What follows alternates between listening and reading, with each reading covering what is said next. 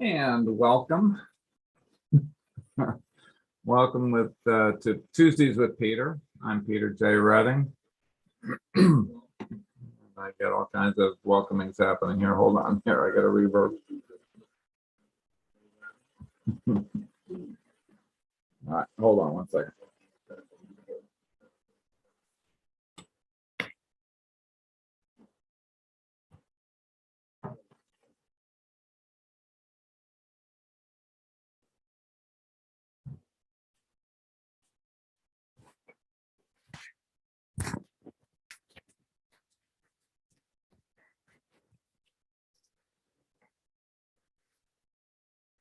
All right, we're back. Okay, so welcome to Tuesdays with Peter. I'm Peter J. Redding. And we talk about life. We talk about self-mastery. We talk about coaching mastery. We talk about learning mastery, all of those kinds of things. So this series, we're going to be talking about a book that I wrote back in 2008. So what's that, 13 years ago. And we'll be talking about the 21 principles that I have outlined in Positively Brilliant Self-Mastery by Peter J. Redding. Okay. So last week was our inaugural principle. Today we'll talk about principle number 2. And this is about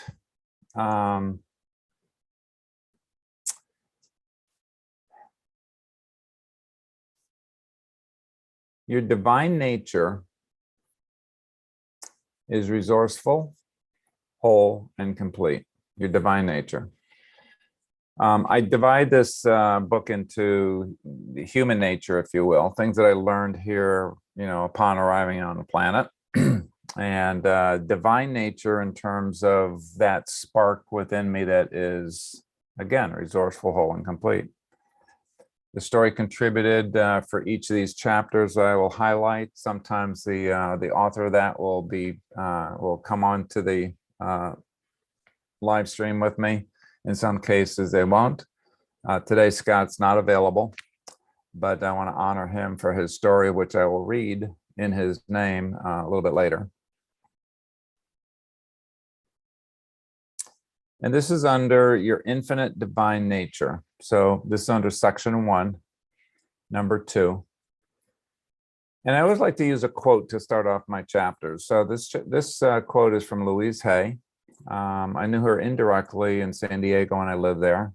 And she is the founder of the Hay House, series of very conscious, highly regarded authors and speakers. And so let me just read this quote out. I am healthy, whole, and complete in the infinity of life, where I am all is perfect, whole, and complete. I recognize my body as a good friend. Each cell in my body has divine intelligence. I listen to what it tells me and know that its advice is valid. I am always safe and divinely protected and guided. I choose to be healthy and free. All is well in my world. Louise Hay. There is I'm not going to say it's universally attributable, but most of the spiritual traditions that I'm aware of, there is a sense of that inner completeness, inner sanctity, inner divinity.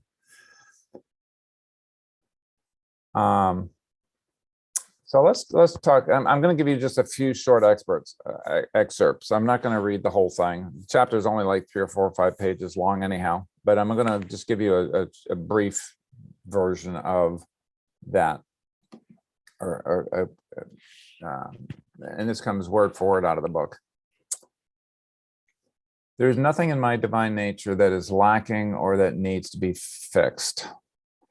My divine nature forms an inner core of perfection. This is called in varying spiritual traditions a soul, a divine spark Christ consciousness, or an essential self. My divine nature is infinitely resourceful. For many, this comes through as an inner voice or a calling. Others sense a knowing urge or a guiding force that continues to nudge them towards what best serves them and their life purpose. When you follow this inner voice or guiding force, you are in total alignment with your positively brilliant self, or what I now call my core self. My divine nature is whole and connected to all that is. There is no separation. There is perfection in my divine nature that can never be taken away from me. Okay, this is what I wrote back in 2008. Still believe every single word of that today. And I found that to be 100% true for me. Now, when Scott wrote this, again, back in 2008, his title of it was Problems or Gifts? So I'll read it on his behalf. This is his story. This is Scott's story. I would ask myself, why do I seem to be the only one who has these problems? Okay, well, maybe I did notice that other people had a few things to deal with too. But others' problems always appeared smaller in comparison.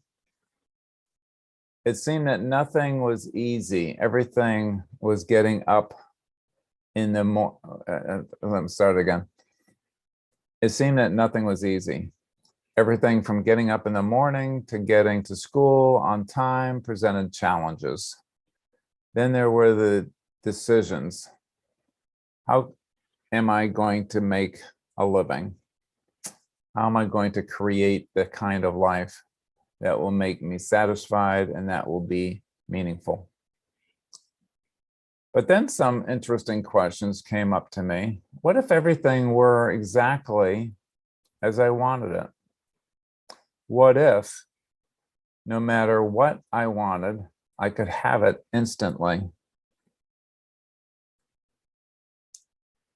At first, I drifted off into a fantasy of eating sweets, going to amusement parks, being with lovely companions. But as I journeyed further into the fantasy, I came to realize that if things were this easy, life would ultimately become extremely boring. There would be no problems and no challenges to resourcefully face and from which to learn and grow. My divine nature is indeed resourceful, whole, and complete. In this completeness, and in conjunction with my divine connection to the source, I have come to understand that my world is perfect in all of its seeming imperfections. It is only through these imperfections that I am given the opportunity to learn and to grow. He finishes off by saying, now I finally understand that every problem and challenge that I face are co-creations between the source and me. When presented with such challenges, I no longer allow myself to go to the space of frustration and upset or angst. Frustration and angst. Instead, I just relax and give thanks for that manifestation and put my faith into the resourcefulness, wholeness, and completeness of myself, and direct my thoughts towards what I'm meant to learn from the problem. I gracefully move through it and ultimately closer to the source. Thank you, Scott. So I'm going to, at the end of each of these chapters, and these are little tiny chapters. I mean, each chapter is meant to be read in like 5 minutes, you know, before you go to bed, or you're troubling something, just open up the book to a particular chapter. And it's like, you know, one of those proverbial, oh, that's exactly what I needed to hear or be reminded of. That's it, the way it's organized. But at the end of each chapter, I have some inquiries, and I'm inviting you to explore these with me. For those of you that are here with me in Zoom, thank you for being here. Look forward to your inputs and your questions and your dialogue. For those that are listening to this after the live streaming is happening, things to contemplate and things to journal about, perhaps. So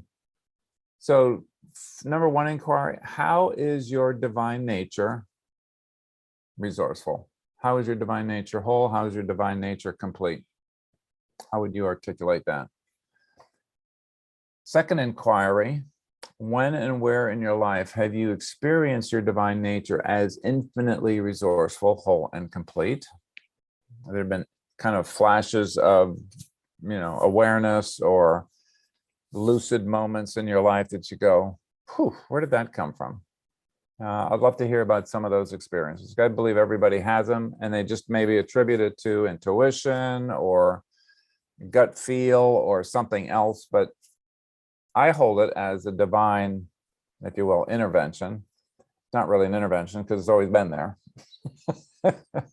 It's just like I've been ignoring it for the first 34 years of my life. And the last two inquiries is, how has your divine nature been expressing itself through your human nature? How does it show up for you in your human form? Through your body, through your mind, through your what you see, what you notice, your senses. In the last inquiry, how could you benefit from your divine nature that is resourceful, whole, and complete? And I might add the word now, right now in life. Okay, so let me get out of this PowerPoint. I'm back to this. And there we go. Who would like to share? Who would like to reflect on the question of the day? The sense of a divine or a inner soul. I'll call it soul. That's what I grew up with.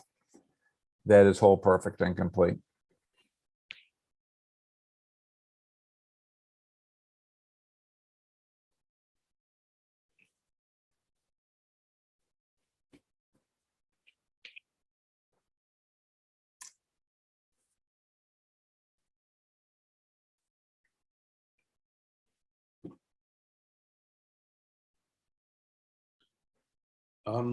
Peter, I'm happy to say something, or Go ahead, Vivek. Yeah, thank you. Or rather, maybe even take a question. If you would like to reframe one of those questions, I'd be happy to. I'd be happy to answer it. Well, from my point, from my perspective. Any particular question that struck you, Vivek? Well, they both struck me, which is why I'm asking you to prove it. Yeah. All right. Well, I'll just take one of them here then. How has your divine nature been expressing itself through your human nature? Is there a past or recent event that your divine nature has come shining through in a human form or human consciousness? Right. I'll take that. All right. Thank you. Yeah. So for me, divine nature is sans attribute. It has no attribute. It's not. I mean, if I can put a word to an attribute, I would say it's likely not divine. Because whatever is formless is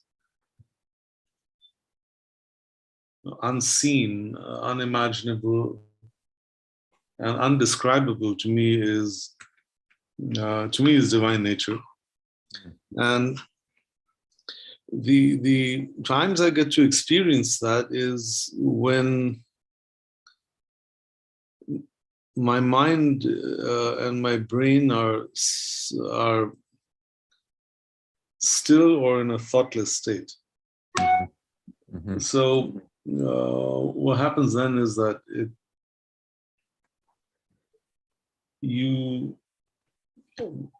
the you sees things as they are without any interference, without any thought, without a question. Because the moment we see something, I believe the moment we see something as something, like if I look out and I see a train, then that means I'm already away, I'm already disconnected in my current consciousness from that divine nature, because the memory or the name train or dog or cat comes out of memory, Right. or habit, because I've probably been seeing it 100 times, and and I relate to it as that. So when I'm using this word "I" very loosely, is get that ability to be in that state where I can witness something without giving it an attribute or a name, and just see it without thought.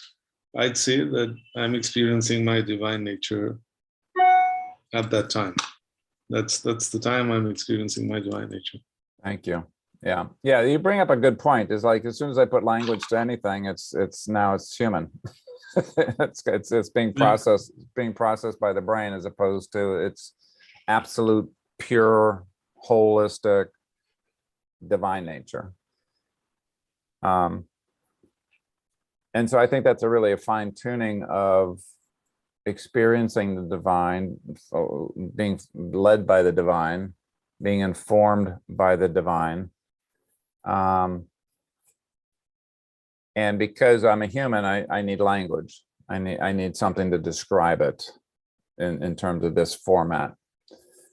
But the purity of divine is wordless, is thought without thought. It's not thoughtless, it's without thought.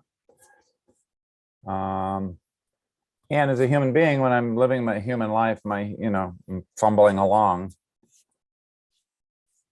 For me, it's really important to have that connection, or remember that connection, because sometimes I forget, and for 32 years at a time.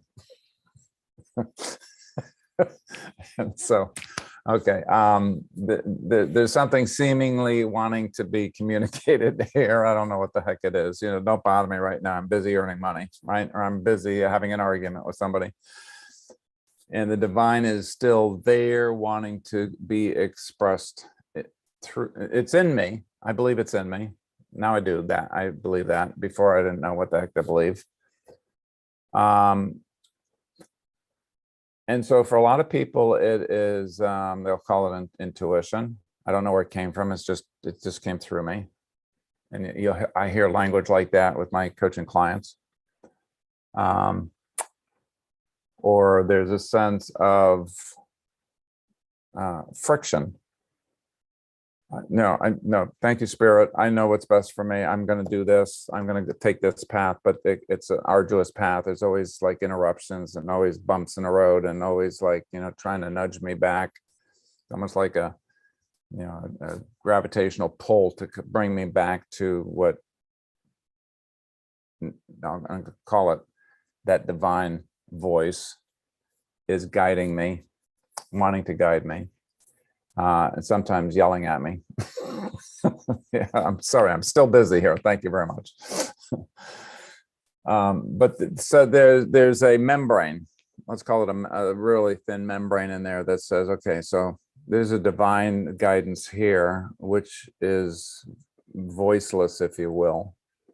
It's trying to get through this membrane of my humanity, my human nature, to help guide me, to help direct me, to help support me to be, again, more truly masterful in myself, the self that has been created by, I believe, my divine.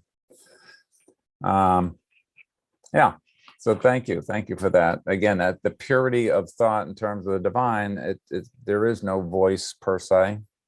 There is no billboards that I get, there's a sign out there, literally a sign that says, do it now. Okay. I needed to hear that.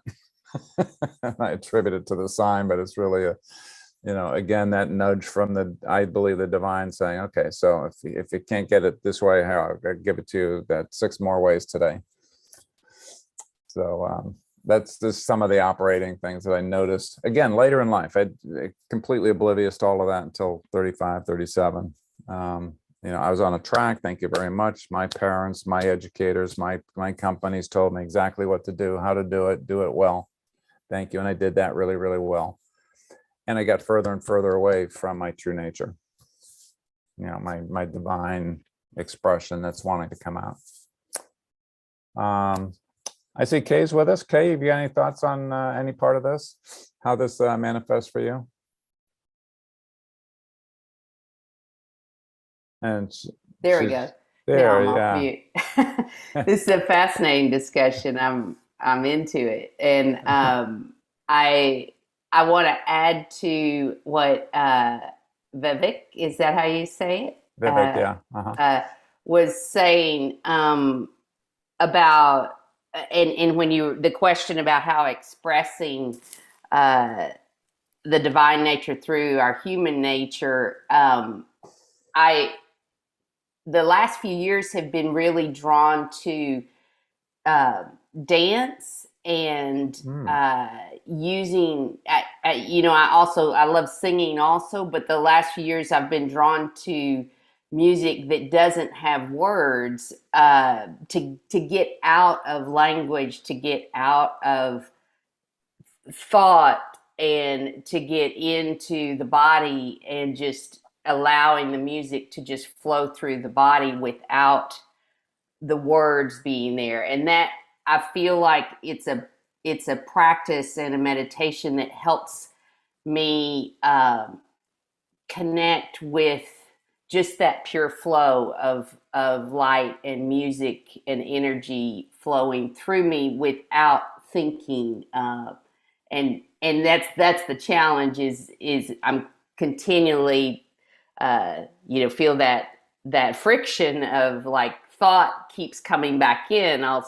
find myself starting to think about a client or a coaching session I had earlier in the day, or and then the practice of closing the door on that to come back to just being in the flow, in the music. And that practice has been inspiring me lately, and just been a way to connect more with my own creative self and divine nature, I feel like. But the being drawn for several years to not listen to music that has words, just finding all kinds of world music that doesn't rely on words is a big part of it to me lately. So love that. Yeah, I love that. The wordlessness of being. Mm-hmm. That can come through meditation, can come through yoga practice, can come through walking in nature, can come through. And I hadn't never thought about music in terms of melodies, right? I mean, you're talking about instrumentals that may evoke, a journey or past, remembrance of a person or an event. But to have the words kind of come out of it, to have a closer connection to that pureness of spirit, the pureness of, you use the word energy, which I like a lot. How's the energy coming through my body right now, or coming through, what is that? What am I connecting to with that sense of energy, that universal energy, that God sparked energy? Love that. Do you find that different, you said world music, which intrigues me because I'm a global citizen, as you know, and fellow global citizen, I know you are. Yes. Are there different beats or different world tunes that evoke different things from you, or support you to go to that deeper place? Yeah, I think I hadn't thought of it till you say this, but I think it does, having a variety of instruments and rhythms and that evoke different cultures helps connect me beyond. It connects me to being a world citizen. Connects me beyond my local kind of music and upbringing and culture. So that feels like that does connect me more to my divine self. That's beyond an identity of being. You know, I was originally a Texan, and no longer, thankfully. But you know, it takes me beyond all of those boundaries. So yeah, I actually hadn't connected that till you say that, but it is part of why I like having that variety of music. It's again taking me out of familiar thought or construction in my head and putting me more in my bigger divine nature. So Love that. And thank you for bringing that more to my consciousness as well. Because as you know, I've done a lot of travel, and, you know, so there's like there's something very, very special about Hawaiian music. There's something very special about African music. There's something very special about the Indian music that I've been exposed to now much more in the last 10 or 12 years. Mm-hmm. And it evokes a different thing, because a kid that grew up in New England didn't hear a lot of those. Yeah. Yeah. So thank you. That was a gift. That was a real gift today of the universality of music, the energy of music, the evocation of there's literally a bigger world out there that I can connect to through that. So thank you. Yeah. Anything else you want to add to that, Kay? No, that's great right now. Yeah, this is a good discussion. I'm enjoying it. Awesome. I see Sunny. Sunny has joined us. I love your name. It's actually his name, Sunny. It's such a cool name. What's coming out of this for you, Sunny, in terms of your connection or sense of divine guidance, or that sense of whole, complete that's somehow residing within you? What comes up for you? So I do a lot of meditation, almost like 2 hours daily, and studying the Eastern philosophy, especially what we call Hinduism or Sanatan Dharma. There is a concept where it says that it's actually smriti or memory, like you're just trying to get back to your nature. And for me, and thanks for pointing out, Peter, because I think when you asked this, I was just trying to relate to. It's almost like there is no thought or feeling when that happens. It's just knowing, really. And in terms of, I was thinking when I had those things, because you always try and hear the voice in your head, but that is not really the divine nature, because the voice itself is probably really what you want to happen, and you try and sometimes convince the other, okay, this is my intuition, do you agree? Yeah, So, I know for what you speak. I do. So, and then you gather more people who are willing to go with that intuition to prove yourself right. But I think the real pure ones have been for me, and I'm just thinking that I have to do this more now, is driving. So suddenly when I'm driving and I'm all alone in the car, I have had those feelings of, oh, this is what it meant. And just knowing, and there was really a very calm sense, okay, and like, for instance, I was meditating on light for a week.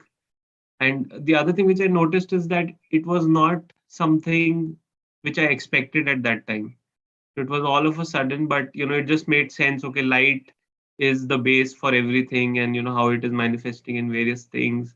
Science is still discovering sound, vibration, this, that, but everything is one. But it was like really, and then I forgot again till you asked today. So I think that forgetfulness is also something like which keeps happening, and I think just happens over time, but that realization at that time is very pure, and then it just comes with a very calm sense of feeling. Another one which I recall is about really that, and this is a tendency which I think I have, comparing with others. Oh really, like I could be better, and why I'm not there, or this that. And once I had just this thought while meditating that probably like a cell in my heart has to be in the heart and cannot be in the leg or in the blood. So it has its own purpose. And that I think was really something. And I was like, oh, and each coaching session that really comes to me, because when I'm thinking, oh, this is how probably the client will answer, but the client comes up with something more remarkable. And I'm like, man, they also have a divine nature in them. So, that's something which is very interesting. And yeah, I have to say, and that's why I think it's really necessary to keep doing this, because you are witnessing it day in, day out, to really get rid of that lack of memory. So, and this session really too helps to just, kind of bounce back to how you can be with that again and again. Thank you. Yeah. Yeah. Totally agree with that. There's what occurs to me as you're sharing, Sunny, is that the complete, perfect, divine spark voice energy that comes through me. There's no sense of urgency that comes with it.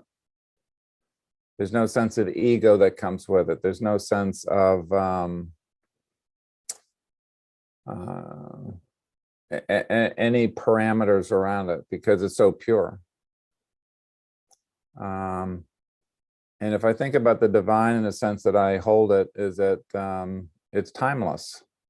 So anything that's attached to something, you got to do this before Thursday. It's like, no, I don't think so. And that's coming from my own brain. That's coming from my own sense of, sense of time. But divine doesn't have time. Divine just is there. And it's there 24/7, 365. I can access it whenever I want. I think we get into that next week a little bit in our next session.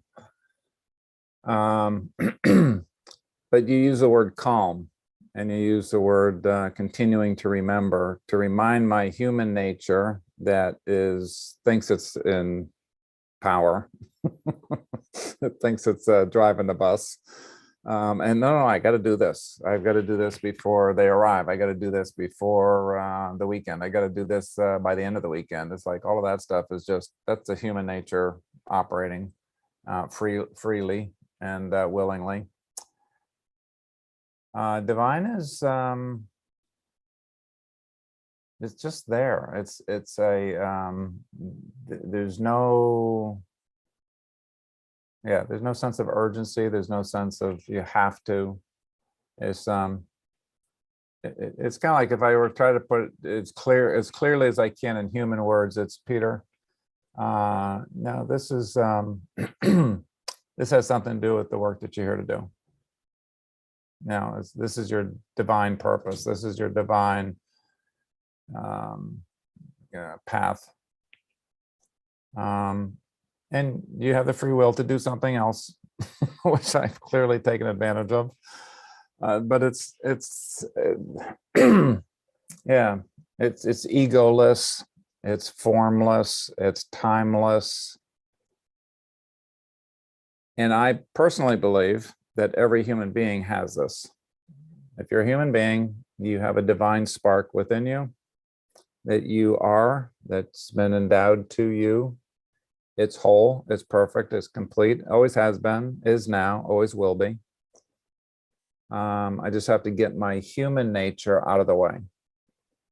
And a lot of my human nature has been crafted, molded, plastered onto me, or I've adopted or adapted to from my human nature.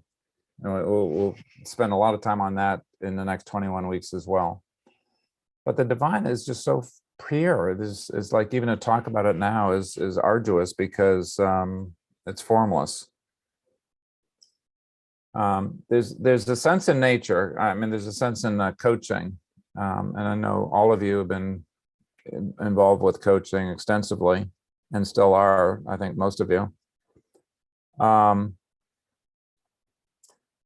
Coaching is almost supporting we talk about helping support the development of the personage of our client, as well as the professional of our client. In other words, with the role that they're in, as mom, as executive, as author, as a therapist, as whatever you are, in terms of the role that you play. And in coaching, the idea of a lot, kind of like the client has to unlearn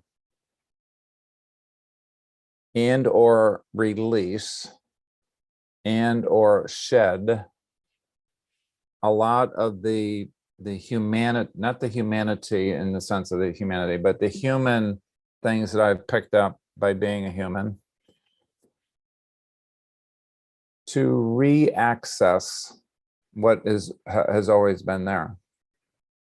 In other words, they have to kind of go through the layers of, no, this is what a woman is supposed to be doing at this age. This is what a man or a citizen of blank country is supposed to be doing, or of this said culture, or this said nationality, or this said, however you've been, as an educated American, I'll speak just in my own I statements. Here's what I should be doing. Well, I can use that and I can abuse that. And I've been on both sides of that. So I'm still a work in progress. Divine nature doesn't care. Divine nature is steady, constant. I don't believe it changes. I think it's always there and accessible to every human being.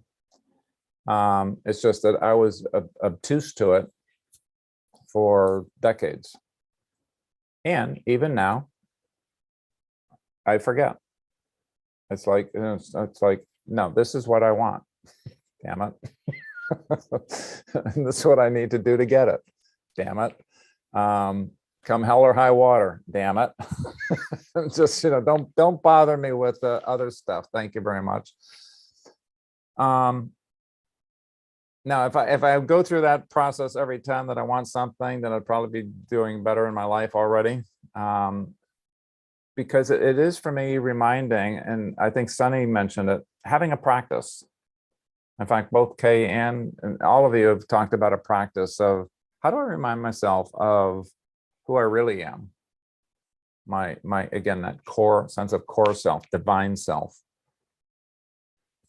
Is it through music? Is it through yoga? Is it through prayer? Is it through journaling? Is it through, again, for me, it's walking in nature. I'm living in Central Florida, and they have these huge trees that have literally been growing for 300 years. We call them granddaddy oaks. And these granddaddy oaks have branches off of it that might be 4 or 5 feet in diameter, a branch. And it comes down to a trunk that, I don't know how wide that is, maybe 15 feet. I don't know how I got nature. Yeah, I love to walk in and amongst those kinds of trees, and the awe-inspiring, they're being who they're meant to be. They don't need to do anything. They're just there. They're just in their absolute pureness of glory. And I'm inspired and reminded of, yeah, that is within me. That pureness, that completeness, that wholeness, that knowingness, that guidedness, that energy. And I come out of that, 10-minute walk through trees like that. We did it over the weekend. I'm refreshed. I don't think I could have articulated that until just now, is that I am refreshed by that divine nature's expression. through the world that I live in. So find yours. I mean, that's my encouragement, is that number one, know that you have it within you, because I didn't know that, like I say, for the first 37 years of my life. Yeah, thank you very much. Yeah, I studied that in Sunday school, and hasn't worked real well. So number one, remember, it's in there, whether you accessed it or taken advantage of it or not, it's still operating daily, minute by minute. And then find your way back to that, or through that shell of a human conditioning, socializing, which, I'm not saying all of that's bad, by the way. But there's more underneath that can guide, support, direct, inform, comfort. Yeah. Okay. Charles, we haven't heard from you today. I know you've got thoughts on this. In fact, you just typed something in the chat box as I just asked that. When I am in nature. Go ahead, Charles. Hold on. Good morning. Good morning.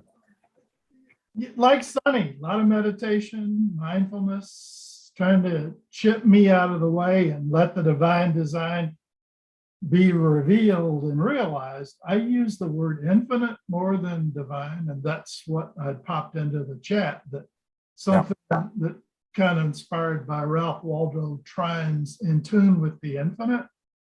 When I say when I'm in tune with the infinite, I'm empowered and enlightened with infinite intelligence. So my key is to get me out of the way and try to start that day within that sense of being a positively brilliant expression of divinity. And yes, you are. Always have been, are now, is now, will be forever. Yeah, I like that. Go ahead, Charles. Go ahead. Oh, go ahead. No, I just love the word infinity and infinite, because that there's a sense of, a good friend of mine once said, well, anything that has a start will have an end. And it's like, yeah, that seems like it would be right. Anything that has a start will have an end. So if I have a birth date, then I'll have a death date, right? Or I'll cycle out. Anything that starts will have an end. Anything that has a beginning will have an end. Well, infinite doesn't have a beginning. It was infinite. It's infinite. Well, I use the word infiniverse and infiniversal because I found a little book of poetry from 1940 by Ernest and Clara Pierce, and the title is Infiniverse. Wow. And Ernest is credited with coining the word infiniverse in the 20s or 30s, and to me, it's the universe of universes. So it's a beautiful little book. I'm about to republish it in my spare time. I love that. Yes. Yeah. I love your use of words and your combination of words, Charles. That's one of your gifts that has been graced on the planet. So thank you for that. Thank you. What else comes out of this for anybody in terms of a current day issue, current day concern, current day, geez, I wish this would go away. How can I use this reconnection to self, to the infinite that resides within me, and into this fragile body that I've got, that I'm walking around the universe with right now? How does this apply to today's issues, today's concerns, today's maladies, whatever the news has brought up that we should be worried about? Well, I think if you'd gotten to a particular individual in Russia whose name will go unnamed with the CoreSELFie exercise some time ago, we might not have some things in our news. You know what I mean? Kay gets it. Kay's right there. Yeah, Kay's beaming over here in Oregon. Yeah, she's heard of the unnamed person that you're talking about, and I believe that too. By the way, I really do believe that. We don't need anything outside of ourselves.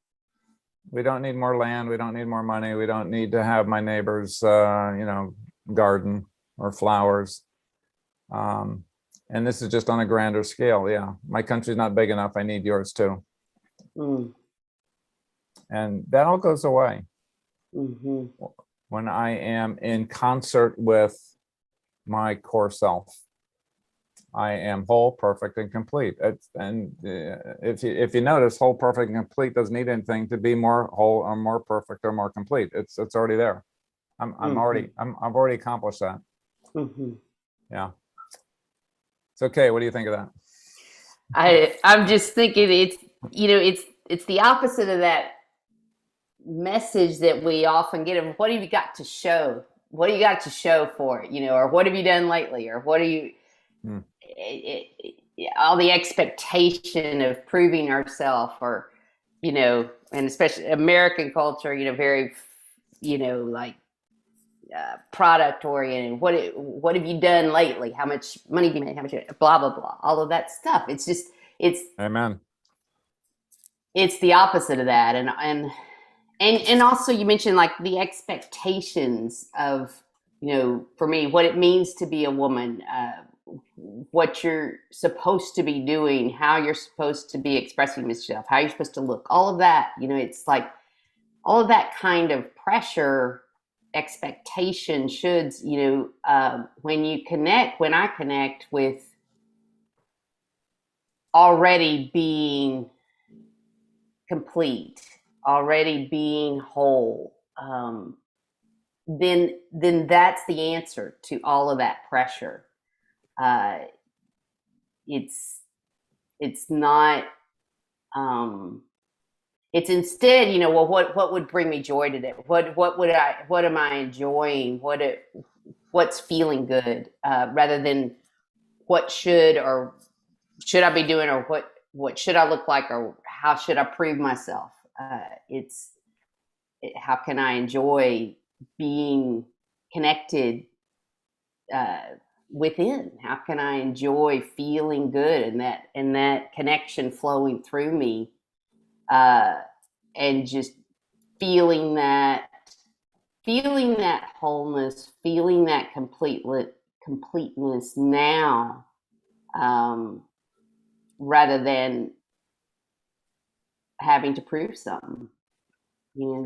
Amen. It's just such a shift. Hey, women on Women's Day. Amen. A woman, a human being. Yeah, the thing that comes up as you're sharing that for me, Kay, is a sense of judgment of others. I'm not okay because I don't have enough money. I'm not okay because I'm not producing. I'm not okay because I didn't put my lipstick on. I'm not okay because this, that, or the other, right? Mm-hmm. And for me, that permeates then my self view.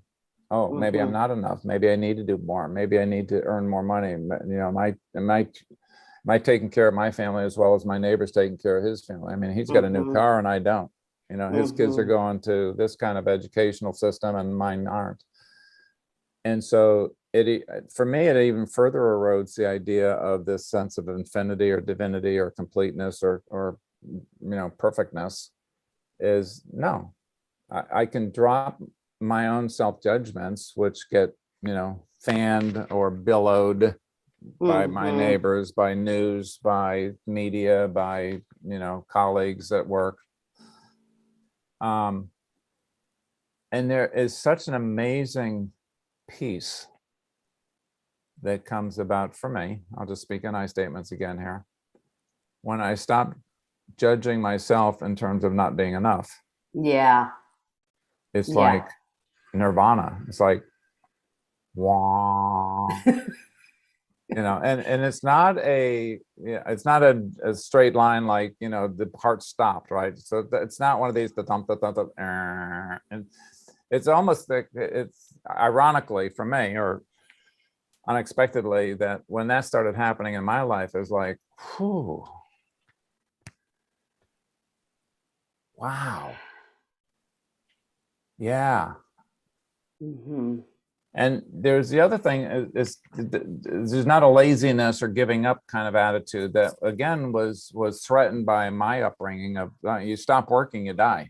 It's like, so there's a sense of infinite peace, infinite sense of resourcefulness that comes in even more so, and like, oh, I have more to give. Mm-hmm. But not from judgment, not from obligation, but from, this is who I am. I have a bigger, more compassionate heart. I have a bigger, more compassionate, I can give back. Mm-hmm. It's not all about the money. Mm-hmm. So there's almost a sense of expanded vastness that takes place in that sense of, let me put it a different way. If I'm not judging myself, then I can take that same energy and put it into, what do I have to give more of? Mm-hmm. And it's a Mhm. completely different energy that's coming from me then. That makes sense. That makes a lot of sense. Yeah. Yeah. Peter, can I ask a question? Like, Yes, please. Thanks, Sonny. yes. So, I'm hearing all what even Kay said or about this, and I think there was something mentioned in the text itself that the person said that I need to keep away the thoughts and try and learn from what is trying to happen, like in that way. Um, and My question is, what I am struggling is like, so if I am trying to get clients, and that's the struggle which I am trying to get into. Mhm. And I also see a shift in my lifestyle from being a corporate to now getting into this. Uh, and it's more also from not my perspective, but also the expectations of my immediate family, Mhm. of how I've been. And, that's really, and then my question is that, when we are looking at what I want, so it's easy for me to understand, okay, this is my way of looking, I can be. But when I look at it, okay, the expectations of my family or the kind of living which they want, and that then I was questioning whether I need to look at, or I don't know if you have ever done it before, but we were trying to see if there is an organization which we approach. Then we look at, okay, what is the future self of the organization and the Mhm. constituents of the people within it. And then, because it's a different person in itself, that may want something else. So my question is, if as a family we are looking at something else, but here I am looking at, okay, just looking at a simple way of managing myself. How do I manage both that expectation? Even from that perspective of, is there a whole core self for a group of people which you think considering? How would you look at it? I think it's a great way to look at it. The sense of a core self of, the self as a family, self as an organization, self as an organism. The preponderance of my life has always been towards the doingness of life. What are we doing as a family? What are we doing as a church? What are we doing as a company? What are we doing as a producer of medical products in one of my earlier jobs? And very little emphasis on who are we supposed to be. So we're seeing a lot of social responsibility things that are going on, a lot of DEIJ, understanding of how do we include more of our citizenry in our unit? How do we treat them justly? How do we include them in all levels of decision making, etc.? So I think we're coming around to that. It gets much more personal in a family unit. We have 3 kids, and I want them all to go to great universities, and I want them to all pass with flying colors. And in India, if 2 out of the 3 are engineers, that's super. I know that Indian families are getting, I'm prototyping here, but there's still a lot of that I see that goes on in India. What if we were to sit down as a family and say, who are we supposed to be as a family? What's our higher calling? Now, it might still be an engineer, and I have nothing against engineers in any country. We need them. Thank you very much for engineering that is allowing me to do exactly what I'm doing right now, live streaming. And I am, as a parent, of my family unit, what am I meant to be modeling? And maybe there's more of a balance between doing and being. Maybe that's a representation that I am working with people on a pro bono basis as a coach right now, because I have the power and the availability and the wherewithal to do that. And yes, I have clients that pay me, that sustain me, sustain the family, allow the family to, meet its physical needs. Not denying any part of that, not suggesting everybody become a monk and expect food to be delivered, certain times during the day to keep me going. And thank God for them as well, by the way. I've talked about them in the past, that I think they've saved the planet quite literally by processing all the negative energy and converting it into a more loving energy, going through their bodies, however they do that. But I think it's a practical question, Sunny. I think that it's one that doesn't have a right answer for everybody. I would love to see families have conversations around that. What are the needs of the family? What do I need to be am I the breadwinner of the family? If so, then how can I do that and provide for certainly the basic needs of life, and hopefully beyond. And what if I don't earn a lot of money? Then what can you do to support yourself? Well, there's all kinds of scholarships that are going on. There's lots of money for education. And everything in your life's not going to come from mom and dad. And what if we started raising children that way from the age of 10 years old? Or 5 years old? So I don't have an answer to that. I'm not a parent. I've had the sense of parenting in terms of changing diapers and feeding my younger brothers and sisters, but I've never had the financial responsibility or mindset of that it was my role, my job to provide that. And again, I would support you and all other parents or all other executives that are responsible for organizations, whatever that might look like, is to go inside and see what's divine sharing with you. It sounds very airy-fairy. That's not been my experience in the last 30 years. It has been bang on. When I've said, thank you very much, Divine Spirit, but I don't want to do that right now. I'm feeling very comfortable in my life, and I don't want to go in the direction that you're seeming to be pointing me in. Eventually, I acquiesce 6 months later, a year, and go, okay, I get it. Yeah, all right, so I get it. And I've stopped fighting it.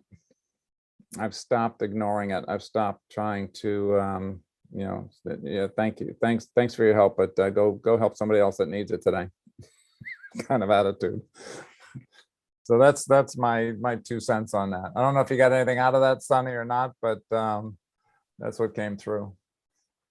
No, it helps. Peter, just maybe if you could elaborate in groups or, like either it's a family or a team or a group coaching, is there a combination of the life purposes? How do you look at that? Like, is there a way to figure out that piece? Yeah, have them go through their individual one, CoreSELFtech.com again. Everybody can access that. They've got internet connection, download it for free. And then get together as a group. So this has been done in professional practices, lawyers, accountants that are in association with other partners in a group. They'll come back together again. It's been done in organizations. It's been done in family units. And a lot, the pictorial that has really helped is like the tree of life, right? So you remember that with all the roots and everything, and have them superimpose their individual ones onto the family tree or the partner tree or the company tree or the nonprofit tree. And then it starts forming the basis of decision-making of what's important to this organization, what's important to this family unit, and have their life purposes written up there, have their values up there. You'll start seeing some overlaps So those are the ones that kind of get highlighted. And then start making some family decisions based on that. How does that inform our decision making for higher education, for starting families, for having 3 generations in a household, having, you know, an entrepreneurial startup?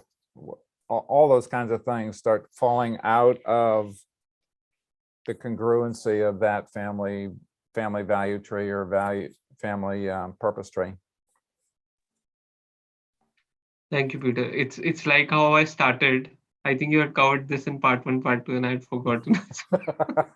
It's good to keep coming back. I'm glad you're coming back. I need reminding. I'm glad you do. We're going to wrap this up. Charles, I'm going to give you the last word, and we'll say goodbye for now, and then I'll share with you what we're up to for next week. Well, as an ambassador of CoreSELFie, I just want to applaud Sonny for asking that question. Next time you roll out the whole series, let's add that session about CoreSELFie and the family and the community and the organizational group, because that helps us as individual CoreSELFie advocates have more of an understanding, supportive community. Thank you for that. And thank you for depositing that as a future part of the conversation. I am going to just go to the last slide. Next week, invite you all back, invite your friends to come and fellow classmates from years back. We're going to be talking about principle number 3. You have direct access to your divine source anytime you choose. It doesn't go away. We'll have a whole conversation about how do we do that? When do we do that? Different ideas on how to do that. Looking forward to next week already. And with that, I will wish you God bless. Namaste. Stay Awesome. safe. Thanks, safe, Peter. everybody. Bye-bye. This is great. Thank you. Thank you.